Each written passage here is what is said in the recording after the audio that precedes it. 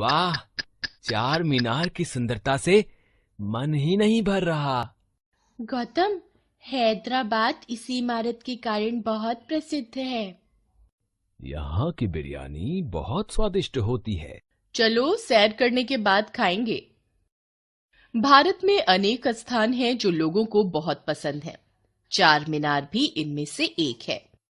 इन सब की बातों में चार मीनार, सुंदरता, गौतम, हैदराबाद, मीनार, साल, लोग, बिरयानी, स्वादिष्ट, सैर, व्यक्ति, वस्तु, स्थान, इमारत, भाव आदि के नाम हैं। नाम अर्थात संज्ञा। किसी व्यक्ति, प्राणी, वस्तु, स्थान, भाव या जाति के नाम को संज्ञा कहते हैं। संज्ञा के कुछ अन्य उदाहरण: प्राणियों के नाम गाय, मोर, कुत्ता, हाथी, चिड़िया, बकरी, जिराफ आदि। जातियों के नाम पशु, पक्षी, स्त्री, पुरुष, लोग, पेड़, व्यवसाय, भवन आदि। स्थानों के नाम विद्यालय, अस्पताल, मैदान, बस अड्डा, नगर, गांव, आगरा, दिसपुर आदि।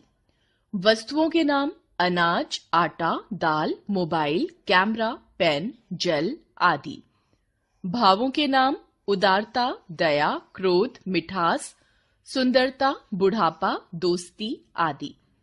संज्ञा के भेद: संज्ञा के मुख्यतः तीन भेद होते हैं: व्यक्तिवाचक संज्ञा, जातिवाचक संज्ञा, भाववाचक संज्ञा। व्यक्तिवाचक संज्ञा: जिन संज्ञा शब्दों से किसी व्यक्ति, वस्तु, स्थान के नाम का पता चलता है, उन्हें व्यक्तिवाचक संज्ञा कहते हैं। जैसे अमृतसर का स्वर्ण मंदिर एक पवित्र स्थान है। नंदन बच्चों की प्रिय पत्रिका है। विराट कोहली एक अंतर्राष्ट्रीय क्रिकेट खिलाड़ी है। बच्चे जवाहरलाल नेहरू को चाचा कहकर बुलाते थे। ऊपर के वाक्यों के रंगीन शब्द विशिष्ट व्यक्ति, स्थान व वस्तु के नाम हैं, अतः ये व्यक्तिवाचक संज्ञाएं हैं। व्यक्तिवाचक संज्ञा के अन्य उदाहरण: नदी, समुद्र, पर्वत, दिन, पुस्तक, पत्रिका, समाचार पत्र, इमारत, महीना, द्वीप, राज्य, देश आदि के नाम व्यक्तिवाचक संज्ञा होते हैं। जैसे गंगा, सिंधु, हिमालय, ताजमहल, रामायण, एशिया, महात्मा गांधी, पंजाब आदि। जातिवाचक संज्ञा: जिन संज्ञा शब्दों से व्यक्ति, प्राणी, वस्तु, स्थान आदि की संपूर्ण जाति का ज्ञान होता है, उन्हें जातिवाचक संज्ञा कहते हैं। जैसे तालाब में मछलियां तैर रही हैं, हमें नदियों को साफ रखना चाहिए। चिड़िया आकाश में उड़ रही है, लड़की रंगोली बना रही है। ऊपर के वाक्यों में तालाब, मछलियां, नदी, चिड़िया, लड़की संज्ञाओं से किसी विशिष्ट व्यक्ति, प्राणी या स्थान का नहीं, बल्कि उनकी पूरी जाति के नाम का बोध हो रहा है, अतः ये जातिवाचक संज्ञाएं हैं। जातिवाचक संज्ञा के अन्य उदाहरण: स्त्री, पुरुष, पशु, पुस्तक, फर्नीचर, पेड़, पौधे, फल, बर्तन, घर, बगीचा, सागर, पहाड़, विद्यालय, भवन, सड़क आदि। जातिवाचक संज्ञा के भेद: अंग्रेजी व्याकरण के आधार पर जातिवाचक संज्ञा के दो भेद और माने जाते हैं। द्रव्यवाचक संज्ञा: जिन संज्ञा शब्दों से किसी पदार्थ, द्रव्य या धातु का ज्ञान होता है, उन्हें द्रव्यवाचक या पदार्थवाचक संज्ञा कहते हैं। जैसे कुम्हार मिट्टी के बर्तन बनाता है, हलवाई घी में जलेबियां तल रहा है, सुनार सोने के आभूषण बनाता है। ये चीजें लोहे की अलमारी में रख दो। वाक्यों में मिट्टी, घी, सोना, लोहा शब्द द्रव्य और धातुओं का ज्ञान करा रहे हैं, अतः ये द्रव्यवाचक संज्ञाएं हैं।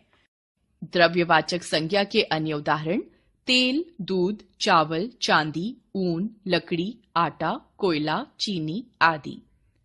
समूहवाचक संज्ञा: जिन संज्ञा शब्दों से किसी समूह या समुदाय का ज्ञान होता है, उन्हें समूहवाचक संज्ञा कहते हैं।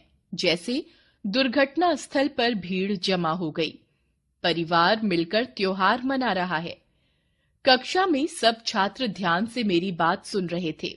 वाक्यों में भीड़, परिवार, कक्षा से लोगों के अलग अलग समूह का ज्ञान हो रहा है, अतः ये समूहवाचक संज्ञाएं हैं। समूहवाचक संज्ञा के अन्य उदाहरण सभा, दल, झुंड, सेना, समिति, टोली आदि। भाववाचक संज्ञा जिन संज्ञा शब्दों से किसी व्यक्ति, प्राणी, वस्तु या पदार्थ के किसी गुण, स्थिति, दशा, भाव या विशेषता का ज्ञान होता है, उन्हें भाववाचक संज्ञा कहते हैं। जैसे शरबत पीकर थोड़ी ठंडक मिली, गुंजन आलस्य के कारण खेलने नहीं गई, ताजमहल की सुंदरता देखकर हम दंग रह गए, दादाजी बुढ़ापे से परेशान हैं। वाक्यों में ठंडक, आलस्य, सुंदरता, बुढ़ापा आदि अमूर्त भाव हैं। इन्हें केवल अनुभव किया जा सकता है, छुआ नहीं जा सकता। ये भाववाचक संज्ञा हैं।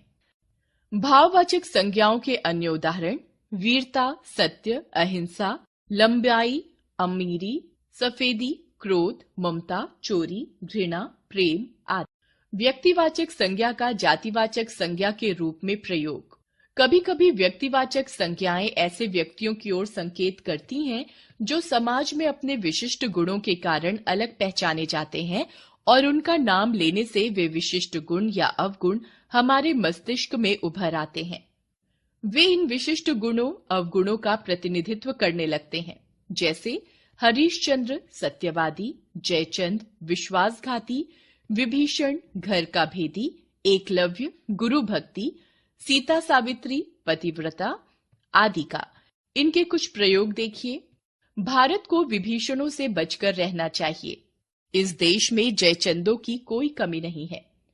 तुम अपने आप को हरिश्चंद्र समझते हो। इन वाक्यों में रंगीन संज्ञाएं व्यक्तिवाचक होते हुए भी जातिवाचक संज्ञा के रूप में प्रयुक्त हुई हैं। जातिवाचक संज्ञा का व्यक्तिवाचक संज्ञा के रूप में प्रयोग। कभी कभी जातिवाचक संज्ञाएं रूढ़ हो जाती हैं और किसी व्यक्ति या स्थान विशेष के अर्थ में प्रयुक्त होने लगती हैं। जैसे नेताजी ने कहा, तुम मुझे खून दो, मैं तुम्हें आजादी दूंगा। सुभाष चंद्र बोस। हजारों की संख्या में लोग रथ यात्रा देखने पुरी जाते हैं। जगन्नाथपुरी। पंडित जी भारत के पहले प्रधानमंत्री थे। पंडित जवाहरलाल नेहरू। शास्त्री जी ने जय जवान जय किसान का नारा दिया। लाल बहादुर शास्त्री। गांधी जी अहिंसा के पुजारी थे। मोहनदास करमचंद गांधी। भाववाचक संज्ञाओं का जातिवाचक संज्ञा के रूप में प्रयोग। भाववाचक संज्ञाएं जब बहुवचन में प्रयोग की जाती हैं तो जातिवाचक संज्ञा बन जाती हैं। जैसे आगे बढ़ो और ऊंचाइयों को छू लो, बुराइयों से दूर रहो, देशों के बीच दूरियां कम होती जा रही हैं। यहाँ ऊंचाइयों, बुराइयों और दूरियों शब्द का प्रयोग जातिवाचक संज्ञा के रूप में हो रहा है। भाववाचक संज्ञाओं की रचना। कुछ शब्द मूल रूप में भाववाचक संज्ञा होते हैं, जैसे घृणा, प्रेम, क्रोध, दया आदि, किंतु अधिकांश भाववाचक संज्ञाएं जातिवाचक संज्ञा, सर्वनाम, क्रिया तथा अव्यय शब्दों में प्रत्यय जोड़कर बनाई जाती हैं। जैसे जातिवाचक संज्ञाओं से भाववाचक संज्ञा बनाना। जातिवाचक, भाववाचक संज्ञा। जाति, जातीयता, अतिथि, आतिथ्य, प्रभु, प्रभुता, स्त्री, स्त्रीत्व, अमर, अमरत्व, शिशु, शैशव, ईश्वर, ऐश्वर्य या ईश्वरत्व, विद्वान, विद्वत्ता, जंगल, जंगलीपन, गुरु, गुरुता, गुरुत्व, स्वामी, स्वामित्व, तरुण, तरुणाई, माता, मातृत्व, युवक, यौवन, इंसान, इंसानियत, बंधु, बंधुत्व, देव, देवत्व, कुमार, कौमार्य। सर्वनाम से भाववाचक संज्ञा बनाना। सर्वनाम, भाववाचक संज्ञा। निज, निजता या निजत्व, आप, आपा, अहम, अहंकार, अपना, अपनत्व या अपनापन, स्व, स्वत्व, मम, ममत्व या ममता, सर्व, सर्वस्व। विशेषण से भाववाचक संज्ञा बनाना। कुशल, कुशलता, चतुर, चातुर्य या चतुराई, उचित, औचित्य, हरा, हरियाली, दयालु, दया, छोटा, छुटपन, गंदा, गंदगी, खट्टा, खटास, विषम, वैषम्य या विषमता, मुक्त, मुक्ति, चिकना, चिकनाहट, मधुर, मधुरता या माधुर्य, स्वस्थ, स्वास्थ्य, ठंडा, ठंडक, काला, कालिमा, अरुण, अरुणिमा, स्वतंत्र, स्वतंत्रता, तैयार, तैयारी, सम, साम्य या समता, शांत, शांति, संतुष्ट, संतोष या संतुष्टि, धीर, धैर्य या धीरता, राष्ट्र, राष्ट्रीयता, गंभीर, गंभीरता, आवश्यक, आवश्यकता, शांत, शांति। क्रिया से भाववाचक संज्ञा बनाना। क्रिया भाववाचक। बचना, बचाव, घबराना, घबराहट, रोना, रुलाई, ठहरना, ठहराव, चुनना, चुनाव, काटना, कटाई, चलना, चाल, बहना, बहाव, कमाना, कमाई, कसना, कसाव, गिनना, गिनती, खोजना, खोज, मिलाना, मिलावट, लजाना, लाज या लज्जा, कहना, कहावत, मांगना, मांग, उड़ना, उड़ान, चढ़ना, चढ़ाई। अव्यय से भाववाचक संज्ञा बनाना। अव्यय भाववाचक संज्ञा। वाह, वाहवाही, समीप, सामीप्य या समीपता, धिक, धिक्कार, निकट, निकटता, मना, मनाही, शीघ्र, शीघ्रता। याद रखें, किसी व्यक्ति, प्राणी, वस्तु, स्थान या भाव के नाम को संज्ञा कहते हैं।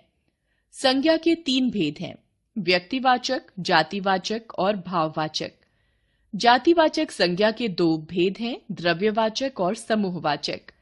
बहुवचन में प्रयोग होने पर भाववाचक संज्ञा जातिवाचक संज्ञा बन जाती है। कई बार जातिवाचक संज्ञा का व्यक्तिवाचक संज्ञा के रूप में और व्यक्तिवाचक संज्ञा का जातिवाचक संज्ञा के रूप में प्रयोग होता है। कुछ शब्द मूल रूप में भाववाचक संज्ञा होते हैं और कुछ भाववाचक संज्ञाएं दूसरे शब्दों में प्रत्यय लगाकर बनाई जाती हैं।